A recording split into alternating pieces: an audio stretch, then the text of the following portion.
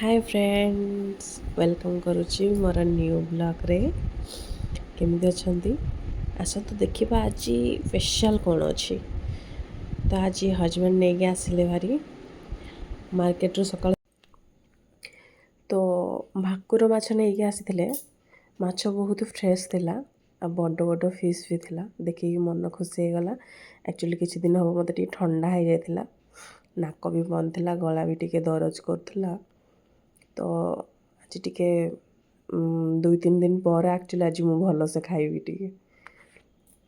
ତ ମାଛ ପୁରା ଫ୍ରେଶ୍ ଥିଲା, ଦେଖିପାରୁଥିବେ ମାଛ ବି ବହୁତ ବଡ଼ ବଡ଼ ଫିସ୍ ଥିଲା। ତ ଆପଣମାନେ ଆଜି କ'ଣ ଖାଇଲେ କମେଣ୍ଟ କରିବେ। ଆଜି ଏବେ ତ ପୁରା ଥଣ୍ଡା ଜ୍ୱର ସମସ୍ତଙ୍କର ଏବେ କହିବାକୁ ବ୍ୟାପିଛି। ଆମେ ତ ଯେଉଁ ରହୁଛୁ ଯେଉଁ କଲୋନୀରେ ଅଧିକାଂଶ ସମସ୍ତଙ୍କର ପୁରା ଥଣ୍ଡା ଜ୍ୱର ଏବେ ଚାଲିଛି। ମୋର ବି ପାଳି ଚାଲିଛି ଏବେ। ତ ଆଜି ଟିକେ କହିଲେ ଆଉ ମାଛ ଟିକେ ନେଇକି ଆସିବ, ନହେଲେ ତ ନାହିଁ ମଟନ୍ ଟିକେ ନେଇକି ଆସିବ। ସେ ତ ମାଛ ନେଇକି ଆସିଲେ। ଆଉ କହିଲେ ହଉ ଠିକ୍ ଅଛି, ମାଛ ବି ବହୁତ ଭଲ ଲାଗିବ। ଆଜି ଟିକେ ପଖାଳ ଦୁଇଟା କରିକି ଖାଇବା, ଭଲ ଲାଗିବ ଟିକେ। ଆପଣ ଭାବୁଥିବେ ଥଣ୍ଡାରେ ପଖାଳ କେମିତି ଖାଇବ। ଆକ୍ଚୁଆଲି ମୁଁ 2 ଦିନ ହେଲାଣି ଖାଲି ରୁଟି ଖାଇ ଖାଇକି ହିଁ ମୋର ଦିନ ଯାଉଛି। ମୁଁ ପଖାଳ ଦୁଇଟା ଖାଇ ହିଁ ପାରୁନି। ତ ଆଜି ମୁଁ ଭାତ ରାନ୍ଧିକି ତାକୁ ହିଁ ପଖାଳିଯିବି, ପଖାଳ କରିଛି। ତ ସେଥିପାଇଁ ସେଇ ପଖାଳ ସହିତ ହିଁ ମୁଁ ଖାଇବି। ସେଥିପାଇଁ ବୋଲି ଫାଷ୍ଟ କହିଲି ଏତେ ସାରା ମାଛ ସଫା ତ କରିଦେଇଥିଲି, ଲୁଣ ହଳଦୀ ଗୋଳେଇକି କିଛିଟା ରଖିଦେଇଥିଲା, ଆଉ କିଛି ନେଇଥିଲି ଭାଜିକି ପଖାଳ ସହିତ ଖାଇବି ଆଗ। ତ ପୁଅ ବି କହିଲା ମୁଁ ବି ମାମା ଖାଇବି। ହଜବେଣ୍ଡ ବି କହିଲେ ଆଚ୍ଛା ଠିକ୍ ଅଛି, ଯଦି ପଖାଳ ଟିକେ କରିବ ତାହେଲେ ମୋ ପାଇଁ ବି କରିଦେବ। ତ ସମସ୍ତଙ୍କ ପାଇଁ ଟିକେ କରିନେଲି। ମୁଁ ଏଠି ଥାଳି ଘୋଡ଼େଇ ଦେଉଥିଲି ଏଇଥିପାଇଁ ନା କ୍ୟାମେରା ଉପରକୁ ଚାଲି ଯାଉଥିଲା, ଧୂଆଁ ଚାଲି ଯାଉଥିଲା। ତ ସେଥିପାଇଁ କ୍ୟାମେରା ଠିକ୍ ସେ ଦେଖାଯାଉନଥିଲା। ସେଥିପାଇଁ ମୁଁ ଥାଳି ଘୋଡ଼େଇ ଘୋଡ଼େଇ କରୁଥିଲି। ପୁଅ ବି ଆଣି ଟିକେ ବଦମାସି କରୁଥିଲା। ଆଜି ଏଇଠି କହିଲା ପଖାଳ ଖାଇବା ପାଇଁ। ପଖାଳ ଖାଇବା ପୂର୍ବରୁ ସେ ଆଗୁଆ ହିଁ ବସି ପଡ଼ିଥିଲା।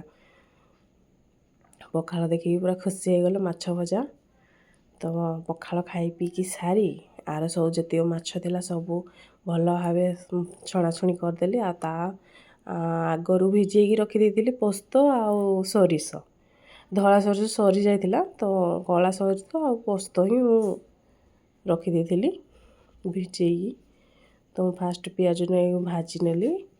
ଭାଜି ନେଇକି ମସଲା ଏପଟେ ପୁଣି ରେଡ଼ି ବି କରୁଥିଲି। ଏଠି ମୋର ଜଲ୍ଦି ଏଇ ମିକ୍ସରରେ ନା ବହୁତ ଜଲ୍ଦି ମିକ୍ସ ହେଇଯାଏ। ଗ୍ରାଇଣ୍ଡିଙ୍ଗ ବହୁତ ଜଲ୍ଦି ହେଇଯାଏ, ବହୁତ ଫାଇନ୍ ପୁରା ଗ୍ରାଇଣ୍ଡିଙ୍ଗ ହୁଏ। ତ ସେଥିପାଇଁ ବୋଲି ମୁଁ ଏପଟେ ପିଆଜ ଭାଜୁ ଭାଜୁ ମୋର ଗ୍ରାଇଣ୍ଡିଙ୍ଗ ପୁରା ହେଇଗଲା। ତ ପିଆଜ ଭାଜି ସାରିଲା ପରେ ଟମାଟୋଟା ବି ସେଇ ପିଆଜରେ ମୁଁ ଆଉ ଟିକେ ଭାଜି ନେଲି।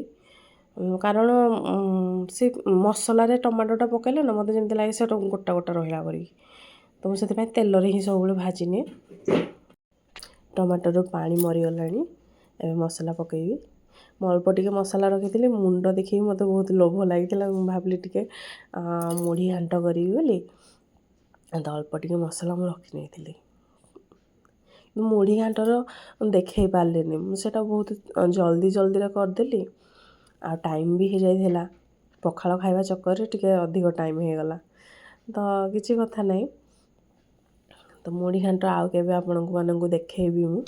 ତ ମାଛ ଦେଖ ମସଲା ଭାଜି ସାରିଲା ପରେ ଫୁଲ୍ ଭିଡ଼ିଓ ତ କରିପାରିଲିନି। ଏପଟେ ପୁଅର ବି ଟିକେ କାମ ଥିଲା, ତ ସେପଟେ କାମ ସାରୁ ସାରୁ ଏପଟେ ହଜବେଣ୍ଡ ବି ଟିକେ ହାତ ଲଗାଇ ଦେଇଥିଲେ। ତ ହଜବେଣ୍ଡ ହିଁ ଆକ୍ଚୁଆଲି ଏସବୁ ରାନ୍ଧି ଦେଇଥିଲେ। ତାଙ୍କର ହିଁ କହିଲେ ସେ ଟିକେ ଆମ୍ବୁଲ ପକାଅ, ଆମ୍ବୁଲ ଟିକେ ପକାଇଲେ ଟିକେ ତୁମ ଜରୁଆ ପାଟିକି ଟିକେ ବହୁତ ଭଲ ଲାଗିବ। ଆଉ ଥଣ୍ଡା ହେଇଛି ତ ଟେଷ୍ଟ ବି କିଛି ଲାଗୁନି ନା। ହଜବେଣ୍ଡ ତ ମାଛ ଝୋଳ କରିଦେଇଥିଲେ, ତ ମୋର କାମ ଥିଲା ଖାଲି ଆମ୍ବୁଲ ପକାଇବା ଆଉ ଟିକେ ଧନିଆ ପତ୍ର ପକାଇବା। ତ ଫିନିସିଂ ଟଚିଂଟା ମୁଁ ହିଁ ଦେଲି। ତ ଦେଖିପାରୁଥିବେ ତରକାରୀ ବହୁତ ଦେଖିବା ପାଇଁ ସୁନ୍ଦର, ଯେମିତି ଟେଷ୍ଟ ବି ବହୁତ ହି ବଢ଼ିଆ ଥିଲା। ଆଉ ଏପଟେ ଲଞ୍ଚ ଆମର ରେଡ଼ି ହେଇଯାଇଥିଲା। ଏଠି ମୁଢ଼ି ଘାଣ୍ଟ ଆଉ ତା ସାଙ୍ଗକୁ ମାଛ ଝୋଳ। ତ ଏଇଠି ଦେଖିପାରୁଥିବେ ମୋ ପୁଅ ଆଗୁଆ ବସି ସାରିଲାଣି ଖାଇବା ପାଇଁ। ସେ ତା କୁନି କୁନି ହାତରେ ନିଜ ହାତରେ ସେ ଖାଇ ଜାଣେ ନା, ଖାଲି ଏପଟ ସେପଟ କରୁଥିଲା ଭାତ। ତ ମୁଁ ଆସିଲାକୁ ତାକୁ ତ ଆଜିର ଘଟଣାଟି ତ ଏମିତି ଘଟିଗଲା। ଆପଣଙ୍କୁ ପସନ୍ଦ ଆସିଥିଲେ ଲାଇକ୍ କରିବେ, ସେୟାର କରିବେ ଆଉ ବେଲ୍ ଆଇକନ୍ ଟିକେ ଦବାଇ ଦେବେ।